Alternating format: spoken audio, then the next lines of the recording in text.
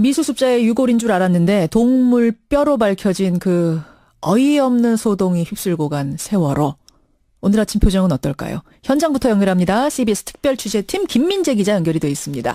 김민재 기자. 네, 저는 지금 진도 팽목항에 나와 있습니다. 예, 아니 미수습자 유해 발견했다, 막 보도가 쏟아져 나오고 저희도 준비됐던 저 인터뷰 내용을 바꾸고 이런 소동이 있었는데 몇 시간 뒤에 동물뼈라고 밝혀진 이 상황 어떻게 된 거예요? 현장에선 좀 취재해 보셨죠? 예, 일단 어제 오전 11시 20분쯤 세월호가 올려진 반잠수선 갑판에서 뼈 조각들이 발견된 게 시작입니다. 예. 해수부는 오후에 열린 긴급 브리핑에서 4에서 18cm가량의 뼈 조각이 6개 발견됐다고 말했습니다. 네.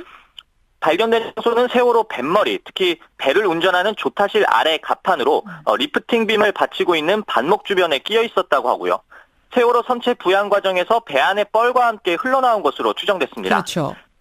저녁엔 국과수 광주연구소의 연구원 6명이 급파돼서 미수습자 가족과 함께 현장 검증을 하러 반잠수선으로 향했습니다. 예. 그런데 밤 9시쯤 막상 국과수 연구원들이 보니까 이 6개도 아니고 7개다. 그리고 사람의 뼈가 아니라 아마 식당 식재료로 쓰다 남은 듯한 돼지뼈였다. 이렇게 말했습니다. 쉽게 말하면 돼지고기에서 나온 뼈란 얘기예요? 식재료란 얘기는? 그러니까 제가 정확하게 뼈를 보거나 아니면은 예. 뭐 검증 결과가 자세히 나오지는 않았는데 그렇긴 하죠. 지금 국과수에서 추정하기로는 돼지가 뭐 애완동물로 들어가거나 뭐 그럴 수가 없거든요. 없으니까. 제주도는 돼지가 반입이 불가능하기 때문에 예. 살아있는 돼지는 그렇기 때문에 이건 식재료로 쓴 돼지뼈가 아니겠느냐 이렇게 추정을 하고 있죠. 일종의 어이없는 해프닝으로 끝난 건데, 근데 그 과정에서 이제 가족들이나 해수부 관계자들한테는 이 상황들이 제대로 알려지지 않았다는 얘기는 또 뭡니까? 이 방금 말씀드린 뼈 조각이 발견됐다는 시점, 이게 오전 11시 20분쯤이면 예. 미수습자 가족들이 인근 선박에서 온전한 수습을 기원하면서 종교 행사에 참여하려고 했던 바로 그때입니다. 어제 종교 행사 있었죠? 그렇죠. 그런데 4시간이 지난 3시 반쯤에야 뼈 조각 발견 사실을 취재진들에게 알렸고요. 가족들조차도 이때 언론을 통해서 이 사실을 알게 됐습니다. 가족도 신문 보고, 저 보도 보고 알았어요?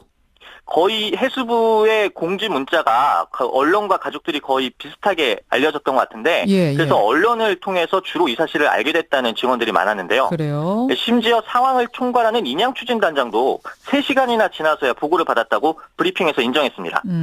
그동안 해수부가 번번이 가족들과 상의 없이 인양 과정을 진행하더니 이제는 자신들의 보고 체계조차 허술하게 구멍이 뚫린 걸 보여준 건데요. 예. 주먹구구 인양 시스템의 적나라한 현주소가 드러나준 셈입니다.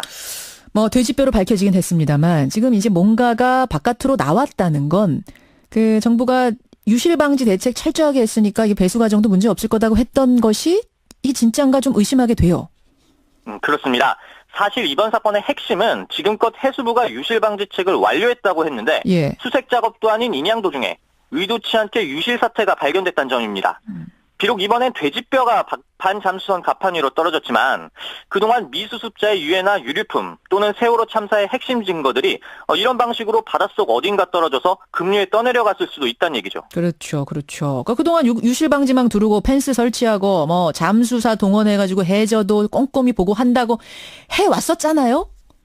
그렇습니다. 그런데 정부 발표는 그랬는데 실제로는 유실방지책 곳곳에 허점이 보여서 문제가 제기되겠죠. 예. 특히 인양 과정에서 가장 우려되는 시점은 지난 24일 전후입니다. 그날이 어떤 날이죠? 이날이 어떤 날이냐?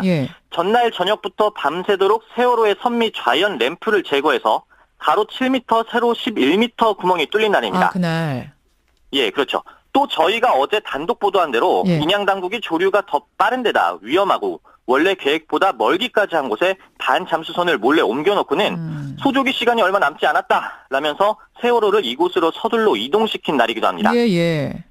김현정 앵커도 생각을 해보시면 배 뒤에 커다란 구멍을 뚫어놓곤 시간 없다고 유실방지망도 안 두르고 해저에 깔아둔 펜스 밖으로 나가서 3km를 항해하는데 오늘 같은 유실 사태가 물속에서 벌어졌다면 이때 사라진 것들을 어떻게 찾겠습니까? 이번에는 돼지뼈였지만 혹시라도 미수습자의 뭔가가 새나갔을 가능성 이걸 생각하면 좀 아찔한 거네요. 그렇죠. 그러면 그 누구도 이 사태를 책임질 수가 없는 일이 벌어지는데 그런데도 유실보강책도 없이 원래 계획대로 30일 목포로 출발하겠다면서 인양을 서두르는 당국을 보고 있으면 이 자칫 껍데기 인양이 되는 건 아닌지 우려됩니다. 지금까지 진도 팽목항에서 전해드렸습니다. 김민재 기자 수고하셨습니다. 팽목항을 연결해봤습니다.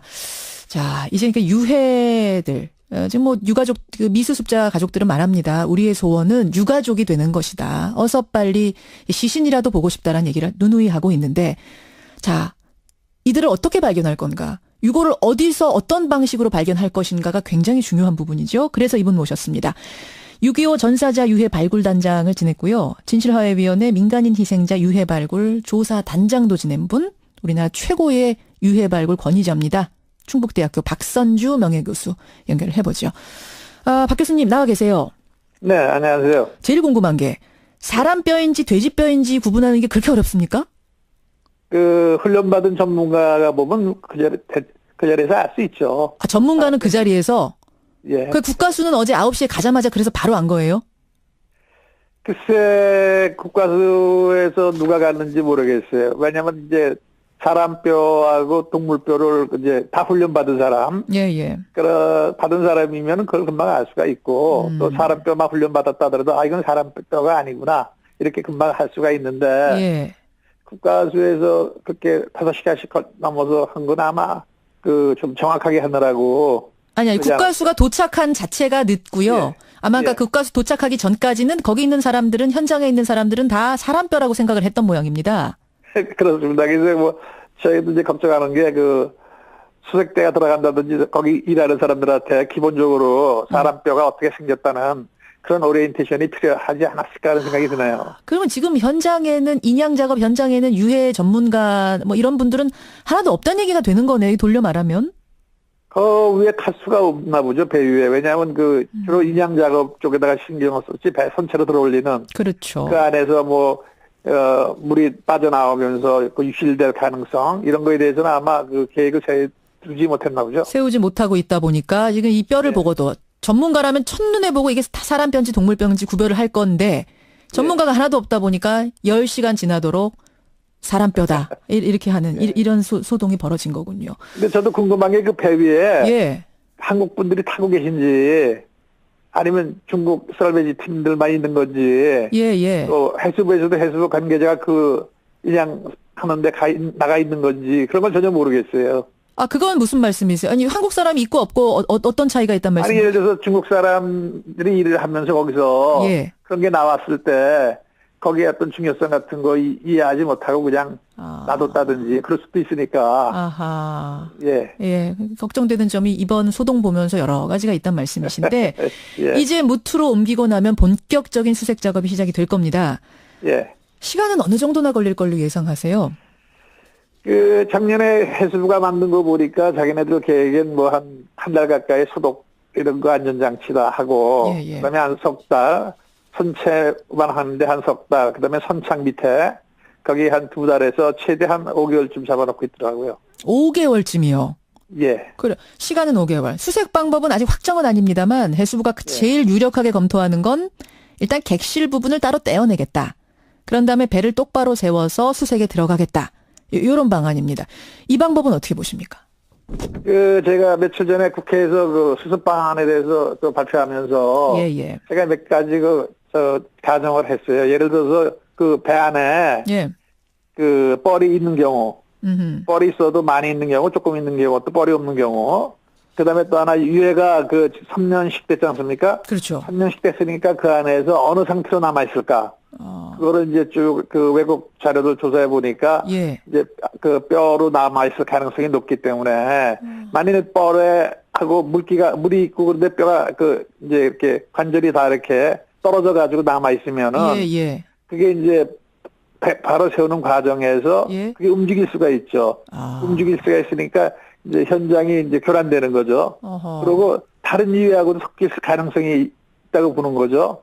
그래서 일단은 제가 그날 제안한 게 미수습자가 남아 있다고 이제 추정되는 그 방에 먼저 수색대가 선발대가 들어가서 상태를 보고 그 안이 예를 들어서 뻘이 쌓여 있고 뼈들이 흩어져 있을 가능성이 있으면은 움직이면 안 되는 것 같고. 아, 세우면 안 되는 거군요. 그렇죠. 세우면 안 되고. 근데 들어가 봤더니 그런 문제가 없을 것 같다. 이렇게 판단이 나면은 세워도 괜찮다고 이제 그런 얘기를 했거든요.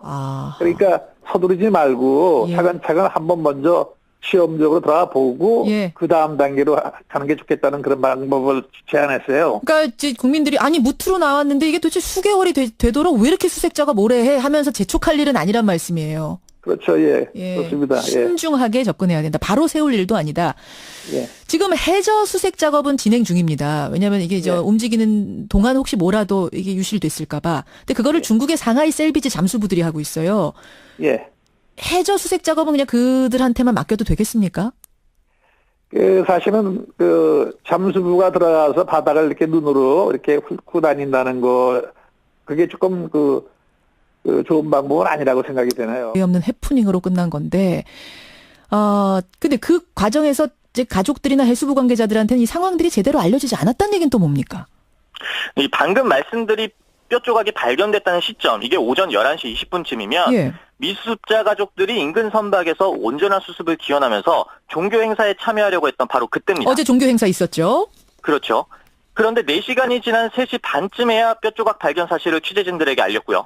가족들조차도 이때 언론을 통해서 이 사실을 알게 됐습니다. 가족도 신문 보고 보도 보고 알았어요? 거의 해수부의 공지 문자가 언론과 가족들이 거의 비슷하게 알려졌던 것 같은데 그래서 언론을 통해서 주로 이 사실을 알게 됐다는 증언들이 많았는데요. 그래요? 심지어 상황을 총괄하는 인양추진단장도 3시간이나 지나서야 보고를 받았다고 브리핑에서 인정했습니다. 그동안 해수부가 미수습자의 유골인 줄 알았는데 동물 뼈로 밝혀진 그 어이없는 소동이 휩쓸고 간 세월호.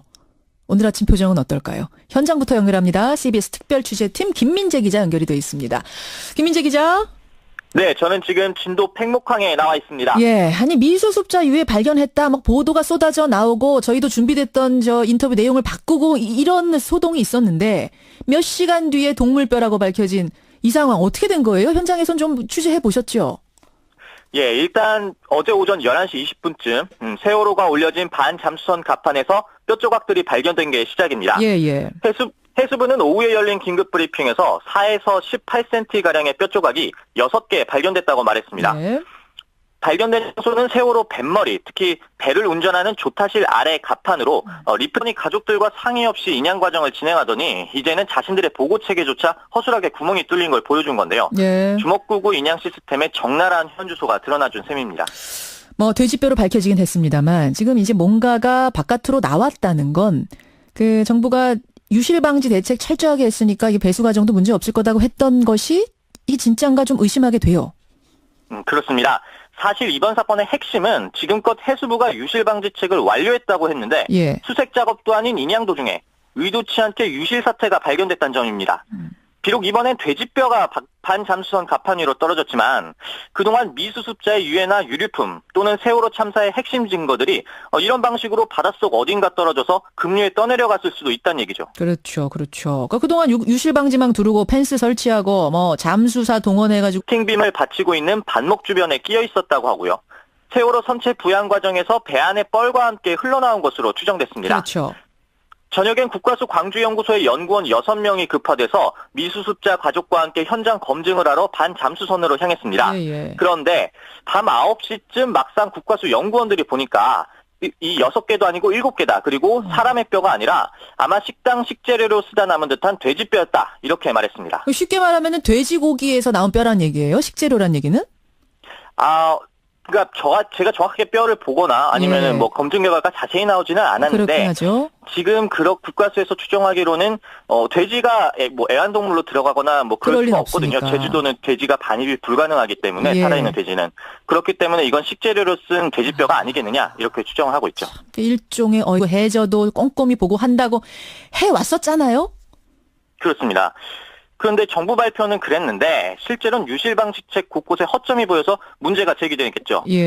특히 인양 과정에서 가장 우려되는 시점은 지난 24일 전후입니다. 그날이 어떤 날이죠?